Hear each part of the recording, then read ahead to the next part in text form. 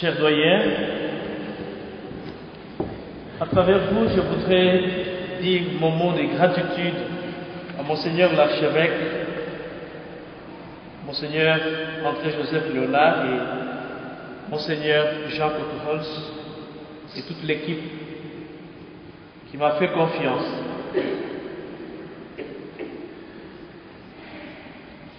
Il y a exactement 8 ans que j'ai été ordonné prêtre et donc j'ai passé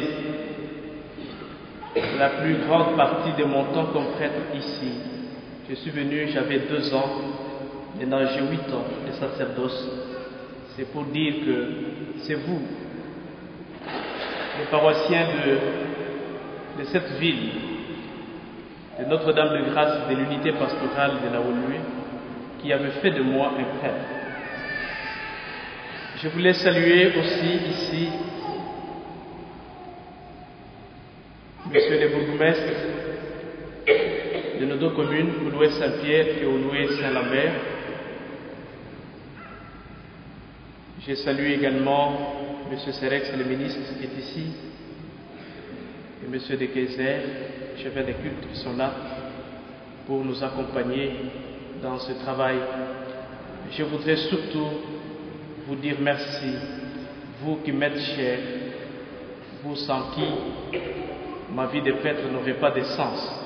Si vous n'êtes pas là, le prêtre est au chômage. C'est parce que vous êtes là que nous avons du boulot et nous nous réjouissons.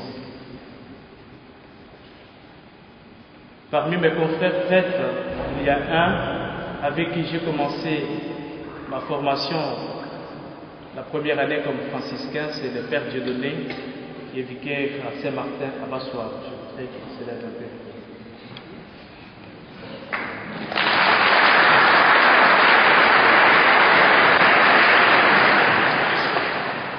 Voici les paroles que j'avais choisies le jour que j'ai été ordonné prêtre. Je trouverai ma joie à leur faire du bien.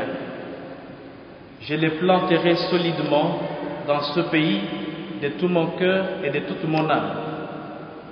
Ce sont les paroles du prophète Jérémie au chapitre 32, verset 41. Oui, ma joie et mon bonheur, c'est de vous planter, vous enraciner solidement dans les cœurs de Dieu. C'est de tout mon cœur et de toute mon âme que je tâche, avec mes limites depuis mon ordination comme prêtre, à faire de ce qui était autrefois mon rêve, ma réalité de tous les jours, à accomplir cette mission là où le Seigneur me veut. Avant de voir à moi votre curé, voyez d'abord à moi votre frère Benjamin. Je suis le cadet chez Jacques. Avant de voir à moi votre curé, voyez-moi d'abord comme votre frère.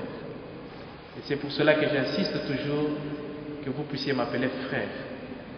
C'est aussi les désirs et les souhaits de Saint François que tous vous êtes frères. Donc, avant, pendant et après, je suis après tout Benjamin.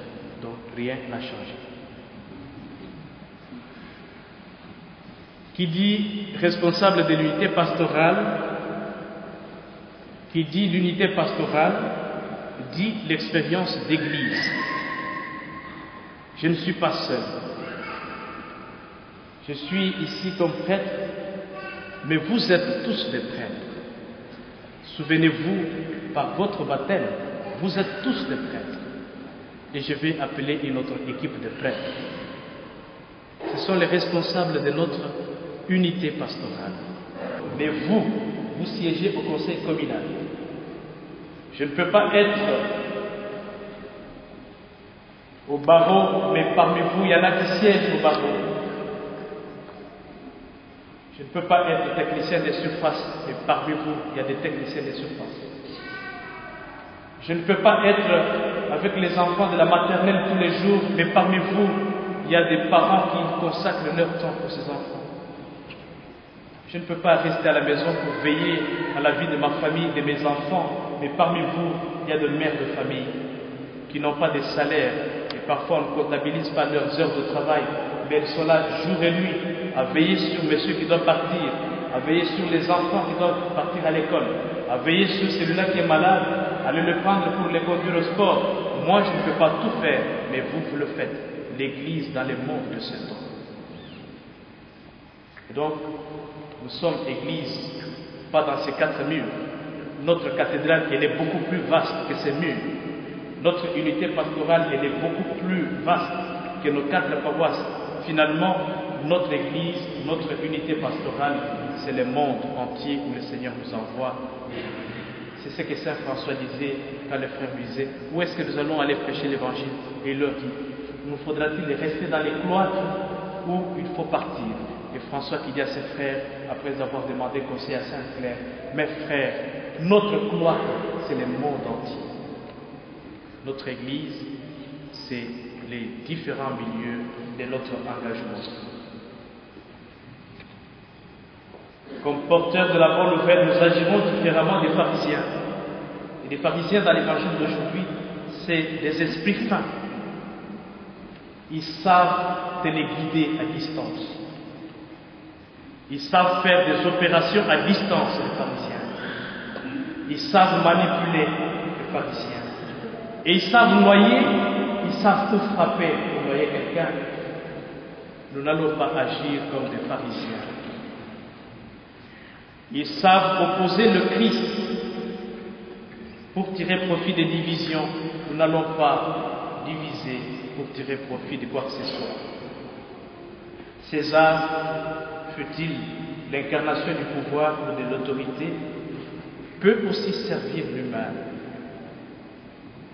C'est la nature même de l'exercice de toute responsabilité, être à l'écoute de ses frères et sœurs pour créer avec eux un espace de convivialité. C'est bien notre rêve, celui de rendre nos paroisses vivant dans ces 2 communes de Olouès-Saint-Pierre et Olouès-Saint-Lambert, leur rendre la qualité de la vie de la foi, la joie d'être les Olou-Pétriciens, la joie d'être les habitants de cette commune et d'autres.